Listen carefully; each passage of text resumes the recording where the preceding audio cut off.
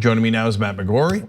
Matt is in How to Get Away with Murder. Season 6 is coming out. Season 6 is about to start filming, yeah. Yep. Orange is the New Black, you were on that as well. And apparently people are very upset that you left some sort of character that you should not have left. Yes, it's a lasting legacy in my life. Like one tweet after another. Yeah, every now and then in person, people tell me, and and then it's a great opportunity to plug the show that I'm on now. Usually, I parlay it into, oh, well, that's because have you seen How to Get Away with Murder? So okay, I like that. Have you ever done a show that did not involve criminality? To be honest, I don't know, because I was thinking actually even the sort of what they call co-star roles, which are the 5-line roles. Actually, a lot of times I was playing police. I played some EMTs, so I guess in some way you could say that perhaps that's the case. Well, wow, you got a range. You also do EMTs. exactly. So I don't know how you got typecast like that, which we'll come to in a second. Right. But maybe because it happens in your real life, because you got arrested with Black Lives Matter. Right? Yeah, with a group called NYC Shut It Down NYC. Yeah. Which is a Black Lives Matter group in New York that does some really good work and are heavily surveilled by the police. Actually, there was just recently there was reports that came out through a Freedom of Information Act that they had people embedded in the organization. One of the people who's also a cop watcher just sued the NYPD for $1 million because they arrested him and he wears body cam and they didn't know he was recording audio, and on camera. Or on the audio, they were talking about how they were trying to pin false charges on him too. So they do a lot of work and also get a lot of repression from the NYPD too. It's kind of amazing to see that there's oftentimes more NYPD than there are protesters at those groups. No, it is amazing because the Bill O'Reilly called Black Lives Matter terrorists, and then the cops are constantly tracking people doing freedom of speech, their core First Amendment rights, and looking to get grievances addressed by the government. I mean, he couldn't get more American than what they're doing. And they decide they're gonna surveil them, track them as if they're criminals. New York City also did that with Muslims for years upon years, went into their houses of worship, to colleges, etc., found absolutely nothing in all that time. Then meanwhile, at the federal level, they shut down the part of the Department of Homeland Security tracking right-wing extremists. Who are actually murdering people all across the country. Exactly. It's amazing. Yeah. So in that particular case, were you doing civil disobedience, or what? Why did they arrest you? Yeah, I was in the street, and they come out now, and they have lawyers also who can arrest people, and they have the whole crew as well. And they gave me one countdown, but it was a very quick 3, 2, 1, and then it was basically over. But as you can see, there's no shortage of police officers there that basically find out where the group is going to protest on a weekly basis and come out beforehand as well. Right, so we share that too. At this point, it's almost like a badge of honor. In the old days, like if you got arrested, it was like, whoa, oh my God, that's going to stay with you the rest of your life. But we did civil disobedience about money in politics in Democracy Spring, got arrested there. Look, when the government becomes tyrannical, we're doing it the right way. We're not acting up violently. We're doing civil disobedience. We're drawing attention to the things that they're doing wrong.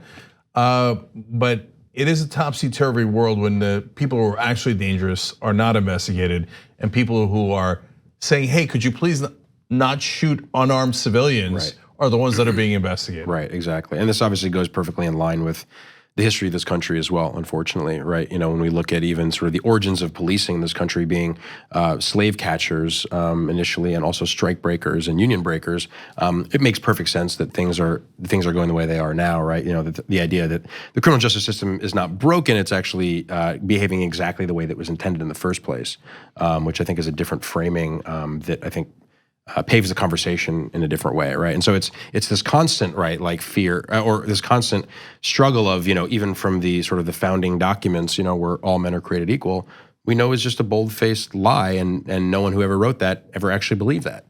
So it's this constant struggle, right, of just like trying to actually make us live up to our professed values.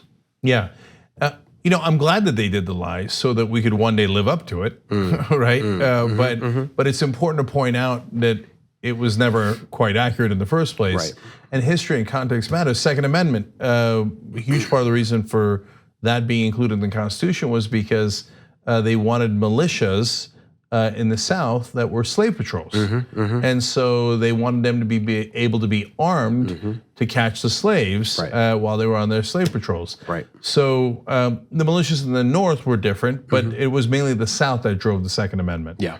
So it's important to know that context. It doesn't mean that you shouldn't have any right to a gun. Right. But it's an interesting context to know, and that's why it talks about a well-regulated militia being necessary for the protection of the people, et cetera. So now you do a lot of progressive causes, but I want to come back to that. I want to find out why. Okay, so and how you got into acting, et cetera. So first, where'd you grow up? I grew up in New York City in Chelsea. So that was a kind of an extraordinary experience for me, where being in this place with as far as the U.S. goes, like quite progressive politics, particularly in Chelsea, which was a sort of, when I was growing up, a center for a lot of LGBTQ folks. It was highly populated in that way. So I think just even through osmosis, I was able to get some of the values, even if I didn't necessarily have a political lens on them for a long time, that are so important to me today. Culture matters. Yeah, I mean, absolutely, 100%. Yeah. So, and conservatives watching this, they're like, "Yeah, you see that? He got corrupted because he lived in that area, et cetera." Yeah, he got corrupted into being a decent human being, right, and having empathy for others, and all those things. And so I don't know if this had anything to do with your own personal story, but the right wing always refers to like liberal Hollywood, and my thought is, you call them liberal because the good guys win at the end. The ones that work together with other people, empathize with other people, the Rebel Alliance, like the empire doesn't win at the end, and maybe that's why the Dick Cheneys of the world think, oh, that's unacceptable liberal Hollywood. Right. Yeah. No, it is fascinating. It's also interesting to see how people can see themselves in all sorts of stories too, right? Like I'm sure that the Dick Cheney might also see himself as the Luke Skywalker of that story, right? And then Darth is like big government. Like it's really interesting to see how that can happen. And also just even the idea of like being in Hollywood the same way as being growing up in Chelsea, New York City, is also not alone enough to be the thing that sort of propels us into action and to a deeper sort of understanding of our place in the world. And that's been actually pretty huge for me too, because actually after being arrested in New York, I wrote an article called "A Tale of Two Cities: Making Black Lives Matter in the Liberal Bubble." This idea where oftentimes I feel like, particularly as white liberals, we get this idea that like, well, we're not like the South, so thank God, But at the end of the day, the work is not done, right? Unarmed Black people and Black folks in general and people of color are still being killed by police in New York City, right? There was just a recent whatever it was a year or two ago that, there was almost a million false stops by the NYPD they found. So these are all, legacies of racism. And that's a big sort of proponent of mine in what I talk about is like, just being better than someone who's awful doesn't make us good. Right. The idea is not like this binary of like, oh, I'm a good man, so, like wiping away my responsibility, or I'm a good white person because, I don't hate people of color. That's actually not doing anything necessarily to change the world. And like we were talking about before, like there's so many, white liberal folks or liberal men who we profess these values of, equality and all these things, but are we actually taking the steps to make sure that our own lives reflect those values, right? And so it's even analogous to sort of the Constitution in that sense too, right? Like we're saying, I always thought that I believed in equality, and it wasn't until 5.5 years ago that I realized that I had pretty little idea of what that meant actually in my own life. That's really interesting too. Yeah, I was recently talking to an older African American gentleman, and he said actually some of the most vicious racists when he was growing up were in Boston and New York, and so of course it was pervasive, right, and continues to be in a lot of ways. I mean, look at what's happening to Black Lives Matter in the middle of New York City, one of the most so-called liberal places there is. So, okay, you're growing up in Chelsea. How'd you get into acting? I was interested in it for a long time. I was a magician growing up. Oh, really? Yeah. Can you still do magic? Not really. I have like one or two. So that means yes. Right, exactly. It does. Occasionally one or two up my sleeve. Yeah. no pun intended. But I started doing magic. So I started doing children's birthday parties when I was a child, and I did street magic as a kid, which was really like literally you go to New York city streets on the corner of 23rd and 8th. I think there's a hotel there now, but I would go out in the corner, and I had this magic box that I would wheel out, and it opens up and it becomes like a table, and inside you have all your tricks and stuff. And so that made me, I think, realize that like wanting to perform was kind of the most important thing to me. And then I went to performing arts camp, a place called Bucks Rock, and then I went to LaGuardia High School, which is known as the Fame School. And then from there, I went to college for theater and studied with an amazing teacher in New York named Bob Krakauer, and just kind of kept building from there, really, But it's been something that I've been passionate about for a very long time. See, that's funny because I was going to ask you, like when you're growing up, I grew up in a suburb. So when we were kids, we went out and played kickball, wiffle ball, etc. Did you get a chance to do that in the city, or that's why you had to do magic in the streets? Right. I've never been a huge sports person. There was an after-school program that I did some sports at occasionally. I went to a sports camp actually for the first couple of years I went to camp. It was an all-boys sports camp, and I thought that I liked it until my parents showed me sort of the promo video for the co-ed like arts camp, and I was like, actually, this is way more my speed. So I got to do dance shows and really kind of branch out in those ways. But New York, obviously, I mean, there's certain, I think, different sort of ways of being depending on where you are, where you grew up, the financial privilege you have. I mean, there's so much access there in a way where, the best magic store in the country when I decided to do magic was like 3 blocks from where I lived, and then LaGuardia High School was not far, and I got to have a theater subscription because my parents growing up, where I got to see, off-Broadway shows, as a kid. So it was huge and very formative for me. Yeah, so that's also part of the culture that you grew up in, right? That valued that. So when you were doing street magic, did you ever get robbed? I did not. No, I did not actually. I do remember actually I tried to get a police officer to shackle me with these shackles that I had that he would not do it. But I remember at the time it seemed like a good idea. Yeah, well, eventually you did get shackled. Right, that is true. That is true. My wish came true. That's right. Hey, in America, anything is possible. That's right. That's right. And they still talk bad about this country. Right. So how'd you get your first break in acting? Well, I guess my first break probably would be Orange. I mean, I was pounding the pavement pretty hard for a couple of years, and I had just gotten rid of my agent at the time, and I kind of didn't really have any representation. The audition for Orange Is the New Black came around sort of randomly, and they were looking for unknowns. It was before Netflix had ever come out with any original content, so part of me was like, the description was a possibly recurring role with partial nudity, perhaps, and on Netflix, on like the streaming thing, I was like, is this a web series? What is this? And I went in, and I was prepared. I had been, I wasn't. You've been partially nude many times before. Right, so exactly. In my own life, exactly. I shower partially nude, so. And I had I was so practiced also at that point because I knew that I had to study really hard because I knew that I wasn't getting enough auditions to get good at auditioning by auditioning, right? So, I had to be ready for any opportunity that came, and thankfully I was really ready.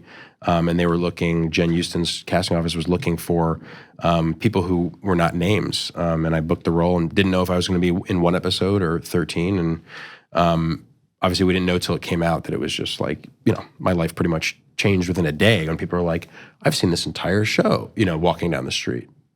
Which was a totally different way of doing things, which is now the norm.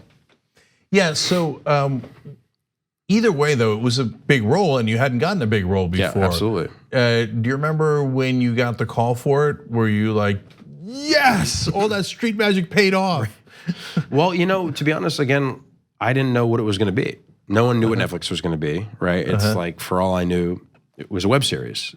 And the role was a possibly recurring, which literally meant that it could be 2 episodes or 13 episodes. So I had no idea. So I was excited to book anything at that point, and it was again a possibly recurring co-star, which are these like 5-line roles, but it ended up growing into something. I will say it is interesting that I was a personal trainer for many years, and I was actually with the same client when I got the call about Orange Is the New Black as when I got the call about How to Get Away with Murder, which was pretty interesting. Huh. Oh well, you should hang out with that guy more. I know, I really should. So, so when you see, I remember when Orange is the New Black came out on Netflix. It was a big deal. It was a giant deal. Yeah. Because now you guys had already shot it, but like at that point Netflix is hot, and this after House of Cards, this is the second big Netflix show, and everybody's watching it. So is that when it dawned on you, like, oh my God, holy cow, this thing's gonna be giant? Yeah, I mean, once again, that's that interesting structure of the sort of every episode coming out at once was like the next day I was like, going to a copy center to print some things, I think for acting class probably, and some woman walked by, and I think it was the first time I remember being recognized, walked by the window and was like, and then came in and was like, I just watched like 6 episodes of the show last night. And I was like, oh, wow. And it really did change in an instant. I remember just literally looking at my Twitter and social media following, just like continuing to sort of go up, very sort of steadily at that time. It really did change very drastically and very quickly. See, that's trippy because I don't often hear that story, because a lot of the actors that I talk to, it's a lot more gradual and they work up to it, etc. But boom, overnight. So was it like, in the movie Social Network, the Facebook has that scene where the numbers start piling up, right? And they're all like, and looking at it, right? So did you have a moment like she recognized you? That's the first time you've ever been recognized. Your Twitter's blowing up. Yeah. Did you go home at some point and just like watch all this stuff happening at once and be like, oh my God, what happened to me? I did, and in some ways, I think it can actually be somewhat of a trap in a not great way too, because I think the same things about social media that make us all vulnerable to being stuck with our faces in the phone forever is hyper, especially is magnified in that situation. Particularly take someone who I think has worked to change my history of needing external validation for things. It becomes this like very powerful drug, So I would just constantly be like refreshing and stuff. And over the course of however 7 years since that happened, I've created some good and healthy boundaries for that to exist in a way that I don't feel like I rely on that. But definitely in the beginning, it can be literally it affects your brain, the chemicals in your brain in a way that's just kind of unlike anything else. If I went looking for validation on Twitter, Tyrion Lannister's line would ring through my head. You've come to the wrong place. That's right. And once you're political, it'll all change at that point. That's right. Okay, speaking of politics, you're very actively involved, not just in Black Lives Matter, but talk to me about Inspire Justice. Yeah, so Inspire Justice is a company that I just launched with my mentor and partner. Her name is J. Love Calderon. We launched it just a few months ago, and it's been building. But basically, the idea is we have some of the most incredible grassroots activists in the country, and we pair them as we're sort of training celebrities or influencers, for whatever word you want to use, people in the entertainment industry, in order to be the leaders that we need them to be. So we do something that's really unique in the sense of we do both the social impact and empowerment coaching, where we give political education. We help people deepen their understanding of politics and the world around them, and we're also doing this empowerment coaching, which has been pretty remarkable. And I was being coached by J. Love in that process for a long time. And even though I'd been highly political for 4 years, it really, for me, shifted enormously the way that I was in a position of leadership and engaging in politics, because at the end of the day, a lot of these sort of human elements of perfectionism and shame and scarcity and all this stuff actually really can get in the way of the politics and of enacting them in the most important way that we need to do it. And so that's been actually just huge to see, like when you're able to shift that sort of underlying fundamental human stuff, how much more easily people are willing to step into their power and to be controversial because they feel more rooted in all of that. And Hollywood, it's a very toxic industry, and to be able to survive in that and to be in integrity with my politics is very challenging at times. But because she had, the experience as a lifelong anti-racist organizer and empowerment coach, was able to help me find sort of the nuance and the complexity and embrace that in a way that allowed me to actually continue to build my platform, which is important because that's obviously one of the strong points of how I can leverage my activism. And then the other huge part of that is we're actually doing trainings at for productions too. So for TV shows as well, to how to shift culture to a place where we can all thrive, which is obviously something that is very needed every place, including in Hollywood. So the reason that a lot of people hide their politics in Hollywood, even though there's that nonsense about how it's liberal Hollywood, the one guy who came out of Hollywood into politics was Ronald Reagan. I don't think he was too liberal, right? Right. So it is because they're worried they can't get another job, because people will say, oh, well, you're going to turn off a certain percentage of the population and we don't want that, and that makes you less marketable. Right. How prevalent is that still today? I think it depends on what you're talking about and the extent to which you're talking about it.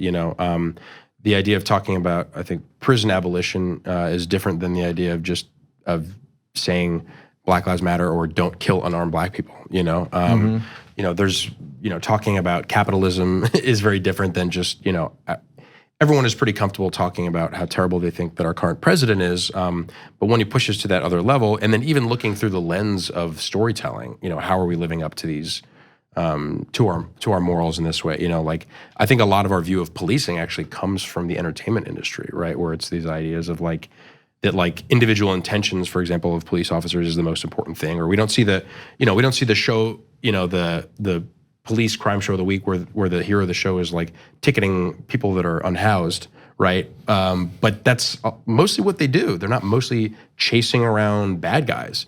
And I think if we saw that, it would be different. So it is difficult in some ways to do that, and especially when I try to be extraordinarily intersectional in my activism, which means not just looking at white supremacy, but patriarchy, fatphobia, ableism, all these different sort of lenses of oppression.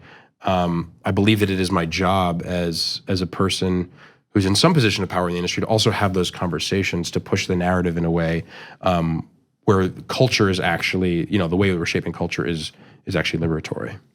Yeah, I'm amused by the idea of Law and Order being like junk, and now you get a citation you can't possibly pay. Right. Man on the street. Exactly. Right. How much of it is that? And we don't see that, right? So most people, particularly, white folks and folks of, class privilege, we don't see it. So it kind of becomes invisibilized in that way. In fact, that leads us to the last thing I want to talk about, Bold Conversations. What is that? Yeah, so Bold Conversations was a partnership with Color of Change. And it came out this past holiday season.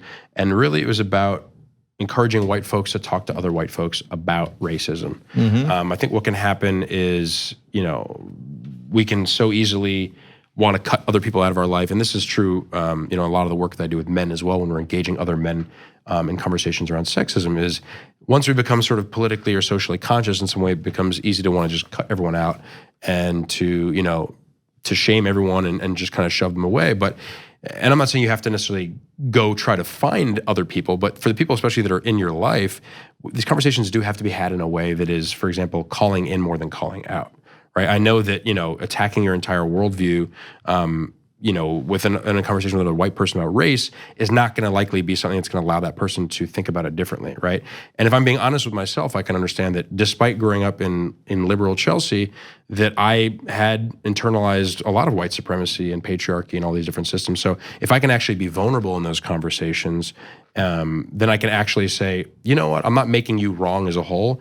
I understand why you think that. I used to think this thing, and then I learned this that made me think differently. It gives permission to other people to change their thinking, which is huge. And it's in some ways the basis, the very foundation of grassroots organizing is one-on-one conversations and building with people. So it is incumbent on white folks to be bold in having those conversations with other white people and look for ways in rather than just cutting them out because it's more uncomfortable for us. See, you in a very sophisticated intellectual way said what I do when I go, yeah, I used to be a dumbass Republican too. Which is true, I used to be. Yeah, all right. So we all evolve. In fact, you have a story about how you evolved to figure out that you were actually a feminist, which you didn't know. Same exact thing happened to me, right? And I remember being called out when I wrote a column about it back when I was a Republican at my college, and they said, Uygur is actually a feminist and he doesn't know it. Right. And it turns out whoever wrote that, you were right. Right. All right, Matt McGorry. Everybody check out the season 6 of How to Get Away with Murder and also all the things that he's working on that we just discussed, because they're all fantastic. Thank you. And helping to contribute to a better world. Thank you, Matt. Thank really you. appreciate it. I appreciate it. Thanks for watching this free clip of the Young Turks. Don't forget to become a TYT member today. For more exclusive content, join now at tyt.com/join.